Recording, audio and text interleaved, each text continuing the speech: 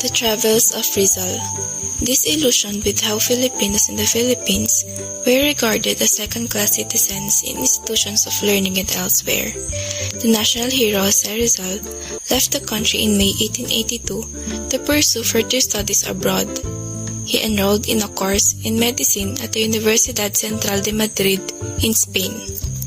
In June 1883, he traveled to France to observe how medicine was being practiced there. After his 3-month sojourn in France, Rizal returned to Madrid and the thought about publishing a book that exposed the colonial relationship of Spain and the Philippines. This idea was realized in March 1887 with the publication of the novel Noli Me Tangere in Germany. Rizal was actively involved in the propaganda movement, composed of Filipinos in Spain who sought to direct the attention of Spaniards to the concerns of the Spanish colony in the Philippines. He wrote articles for publications in Manila and abroad, convened with overseas Filipinos to discuss their duty to the country, and called on Spanish authorities to institute reforms in the Philippines, such as granting freedom of the press and Filipino representation in the Spanish Cortes. Rizal returned to Manila in August 1887 after 5 years in Europe. However, his homecoming was met by the friars' furor over Noli Me Tangere. The Archbishop of Manila issued an order banning the possession of and reading of the novel, an order that was later reinforced by the Governor-General. 6 months later, pressured by the Spanish authorities as well as by his family and friends to leave the country and avoid further persecution, Rizal left Manila for Hong Kong. From Hong Kong, Rizal traveled to Macau and Japan before going to America, entering San Francisco, California in April 1888. He visited the states of Nevada, Utah, Colorado, Nebraska, Illinois, and New York. He jotted down his observations of the landscape in his diary. Rizal arrived in England in May 1888. In August, he was admitted to the British Museum, where he copied Antonio de Morga's massive study of the Philippines, Sucesos de las Islas Filipinas, which Rizal later annotated for publication as a gift to the Filipinos. In the museum, he devoted his time reading all the resources on Philippine history that he could find. He kept up his correspondence with various people, including his family, who were being oppressed by the Spanish religious landowners, the Filipino patriots in Spain, and his Austrian friend, Ferdinand Blumentritt, with whom he planned to form an association of the Philippine scholars. From 1888 to 1890, he shuttled between London and Paris, where he wrote ethnographic and history-related studies, as well as political articles. He also frequently visited Spain, where he met with fellow Filipino intellectuals like Marcelo H. del Pilar, Mariano Ponce, and Graciano Lopez Heina. In March 1891, Rizal finished writing his second novel, El Filibusterismo, in France. He planned to publish the book in Belgium, but was financially hard up. His brother's support from back home was delayed in coming, and he was scrimping on meals and expenses. Finally, in September 1890, El Filibusterismo was published in Ghent, using donations from Rizal's friends. Meanwhile, a rivalry had ensued between Rizal and Del Pilar over the leadership of the Asociación Hispano-Filipino in Spain. Rizal decided to leave Europe to avoid the worsening rift between the Rizalistas and Pilaristas and to help maintain unity among Filipino expatriates. After staying for some time in Hong Kong, where he practiced medicine and planned to build the new Alhambra by relocating landless Filipinos to Borneo, Rizal came home to the Philippines in June 1892. Rizal has become a symbol of the Philippine struggle for independence, and he is known there as the national hero. December 30, year 1896 is the date of Rizal's execution and is now celebrated as a national holiday in the Philippines. Dr. Jose Rizal, the national hero of the Philippines, is not only admired for possessing intellectual brilliance, but also for taking a stand and resisting the Spanish colonial government. While his death sparked a revolution to overthrow the oppression, Rizal will always be remembered for his compassion towards the Filipino people and the country.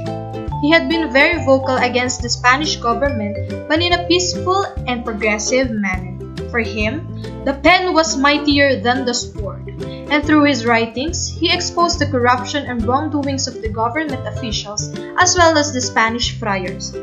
While in Barcelona, Rizal contributed essays, poems, allegories, and editorials to the Spanish newspaper called La Solidaridad. Most of his writings, both in his essays and editorials, focuses on the individual rights and freedom, specifically for Filipino people. As part of his reforms, he even called for the inclusion of the Philippines to become a province of Spain. In both novels called No Le Tangere and El Filibusterismo, Rizal harshly criticized the Spanish colonial rule in the country and exposed the ills of the Philippine society at that time. And because he wrote about the injustices and brutalities of the Spaniards in our country, the authorities banned Filipinos from reading the controversial books. Yet, they were not able to ban it completely. As more Filipinos read the books, their eyes opened the truth, and they were suffering unspeakable abuses at the hands of the brothers. These two novels by Rizal, now considered his literary masterpieces, are said to have indirectly sparked the Philippine Revolution.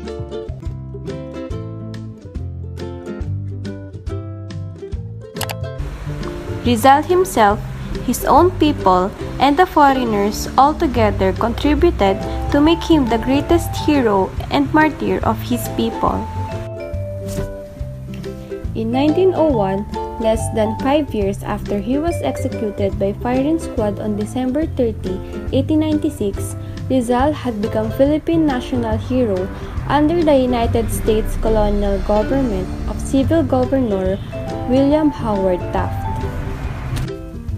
American colonizers give Rizal the title to win the sympathy of Filipinos and to convince them that they were pro-Filipinos more than the Spaniards. The Taft Commission, according to the NCCA or the National Commission for Certifying Agencies, honored Rizal as the country's greatest hero and martyr by renaming the politico-military district of Morong into the province of Rizal through Act No. 137 on June 11, 1901. In September that same year, the Commission honored Rizal through the construction of a monument in Luneta, now called Rizal Park. The monument, built through Act No. 243 to commemorate his memory, also houses his remains. In 1902, the Philippine Commission issued Act No. 345, officially making December 30 decree by General Emilio Aguinaldo in 1898 as a national day of mourning for Rizal and other victims of Spanish government, a holiday called Rizal Day. Rizal's reputation as national hero was further strengthened when RA 1425 was enacted in 1956, requiring his life, writings, and works be taught in all levels of public and private schools in the country.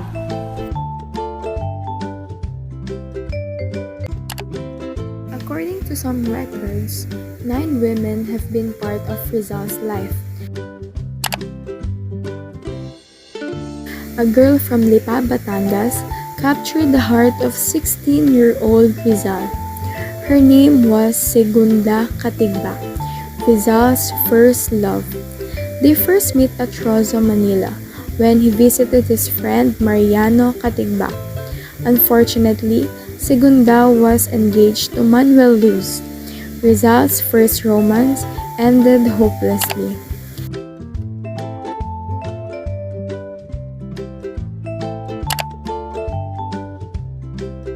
Later on, Rizal was a sophomore at the University of Santo Tomas. He met her next-door neighbor, Leonor Valenzuela. Rizal courted her by sending love notes using invisible ink, which is made of water and table salt.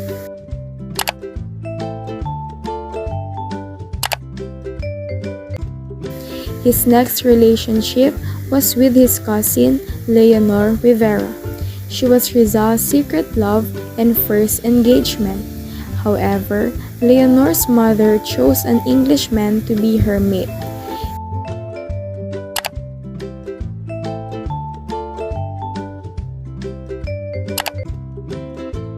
In 1882, when Rizal was studying in Madrid, he fell in love with Consuelo Ortiga y Perez. He wrote poems for her to express his admiration. However, their affair didn't end well because Rizal was engaged to Leonor Rivera at that time, and he was also considering the feelings of his friend for Consuelo.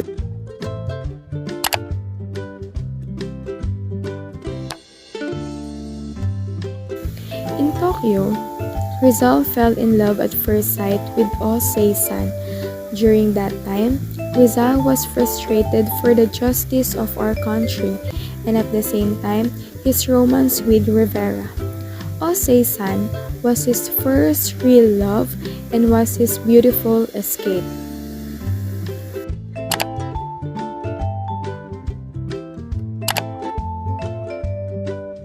In 1888, Rizal visited London and met Gertrude Beckett.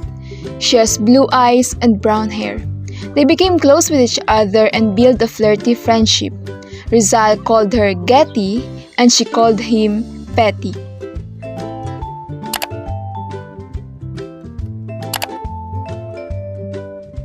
In 1890, Rizal went to Belgium and stayed for the meantime. There, he met Suzanne Jacobi, his unrequited love. Suzanne fell in love with Rizal, but he cannot betray the love of Leonor.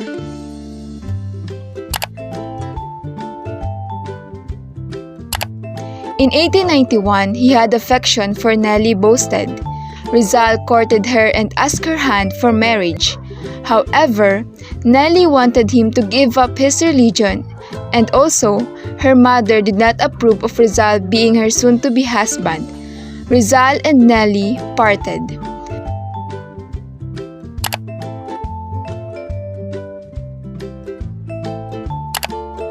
Josephine Bracken was Rizal's true love in exile.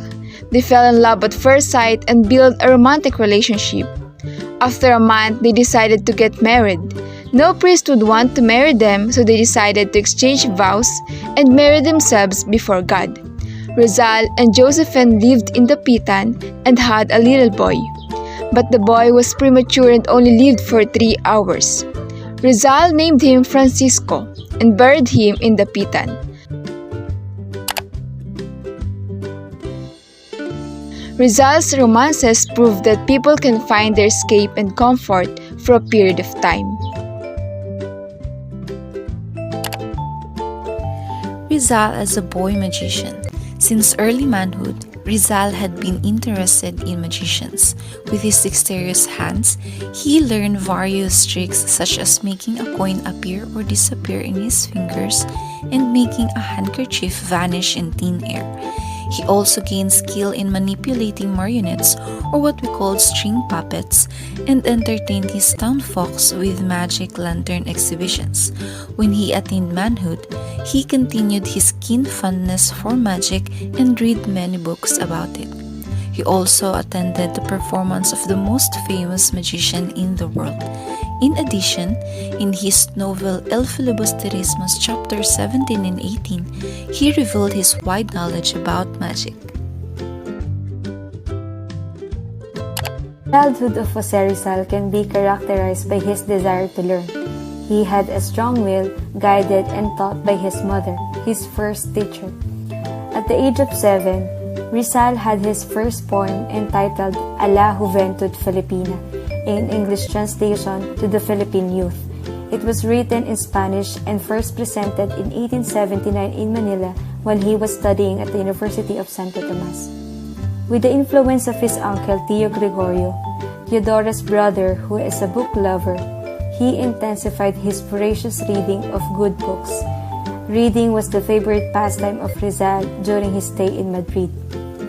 Instead of gambling and flirting with women, as many young Filipino did in the Spanish metropolis, he stayed home and read voraciously until midnight. The first favorite novel of Rizal was the Count of Monte Cristo by Alexander Dumas. Rizal's passion for books contributed to the formation of his patriotic consciousness and in due course his literary voice as a political novelist. Dr. Jose P. Rizal was a Freemason who opposed the church's corruption and advocated for individual and national liberty. Freemasonry is a fraternal organization that originated in Europe. Its basic aims are to strive for moral betterment, work for the welfare of others, and bring about a universal league of mankind. Rizal's first encounter with Freemasonry was when he was in Spain, where he met some liberal and Republican Spaniards who were mainly Masons. In 1883, Rizal joined the Masonic Lodge in Madrid called Logia Acacia, with a motive of securing the support of the Freemasons in his battles against the abusive friars in the Philippines. November 15, 1890 was when Rizal became a Master Mason in Lodge Solidaridad in Madrid. After 2 years, he was awarded as the Master Mason in Paris by Le Grand Orient de France. Science, Virtue, and Labor was his only Masonic writing, which he delivered in 1889.